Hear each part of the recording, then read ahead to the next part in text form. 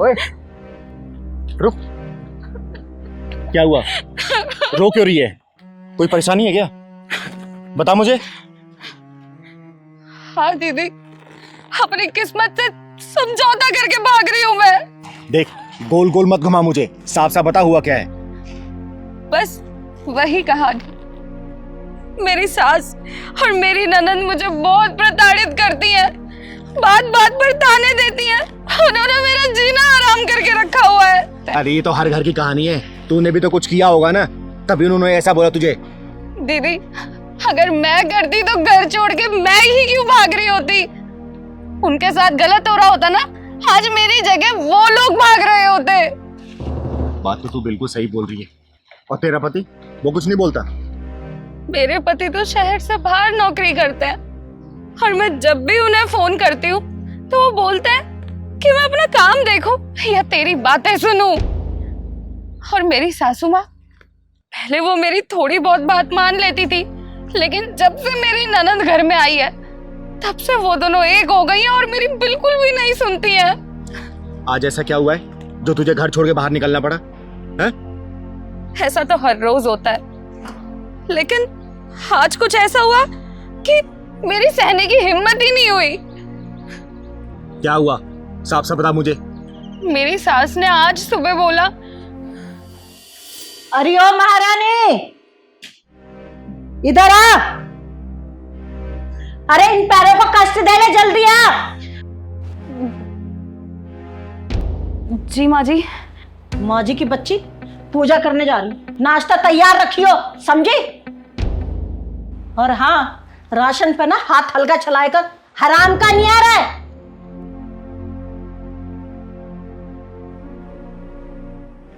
अब खड़ी रहेगी? चल जा यहां से। अरे जा ना।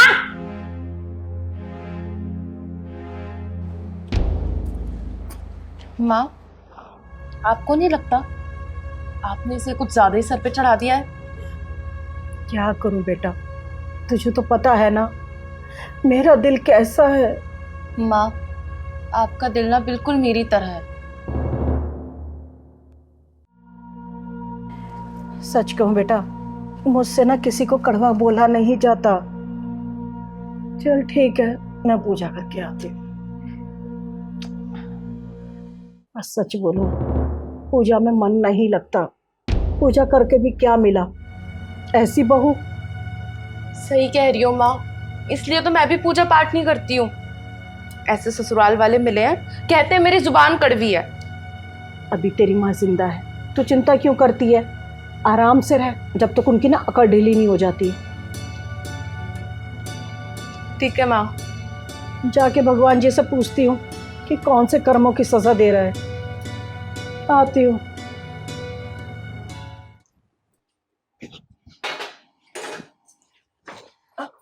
दिव्या, कुछ चाहिए तुम्हें?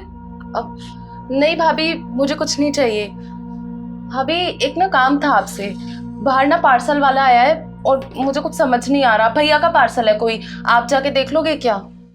दिव्या, मैं पहले माँ जी को नाश्ता दे देती हूँ, वरना वो बहुत गुस्सा हो जाएंगे, फिर मैं पार्सल ले लूंगी जाके। क्या भाभी, आप भी?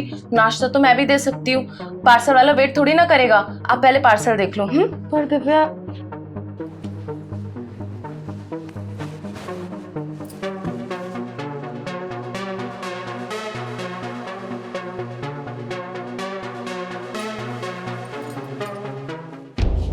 हरी महारानी, अरे कहाँ गई? माँ, नाश्ता तो यहाँ पे है। और वो कहाँ है? मुझे क्या पता। नाश्ता किसने बनाया? मैंने बनाया है माँ, और कौन बनाएगा? अब अपनी माँ की फिक्र उसकी बेटी को नहीं होगी तो भला और किसे होगी? देख के तो नहीं लगता। माँ जी, दिव्या झूठ बोल रही है, नाश्ता मैंने बनाया। इन्होंने तो मुझे बहाने से पार्सल लेने भेज दिया और गेट पर कोई भी नहीं था। झूठ बोल रही है ये आपसे। माँ, भाभी झूठ बोल रही है, ये नाश्ता मैंने बनाया है आपके लिए। दिव्या, झूठ बोलने की भी एक हद होती है। हाँ, तू तो सत्यवादी है, हमेशा सच बोलती है। मेरी बेटी झूठ बोल रही है? हाँ, तेरा कहने का मतलब यही है ना? और आपको पता है माँ, मुझे तो ऐसा लग रहा है ना कि भाभी मुझे इस घर से निकालने के चक्कर में है। जब से मैं यहाँ पर आई हूँ मुझे निकालने का षड्यंत्र रच रही है ये। अरे ये इसके बाप का घर नहीं है, ये मेरा घर है। घर से ना तू नहीं, इसे भगाऊंगी मैं। ठीक है माँ जी, मैं ही चली जाती हूँ घर छोड़ के। वैसे भी ना मुझसे बर्दाश्त नहीं होता है, सहन सीमा खत्म हो चुकी है मेरी। जा रही हूँ मैं घर छोड़ के। ठीक है तो जा ना, सुना किसको रही है? चल निकल यहाँ से। देख, घर छोड़ना समस्या का हल नहीं होता, समझी?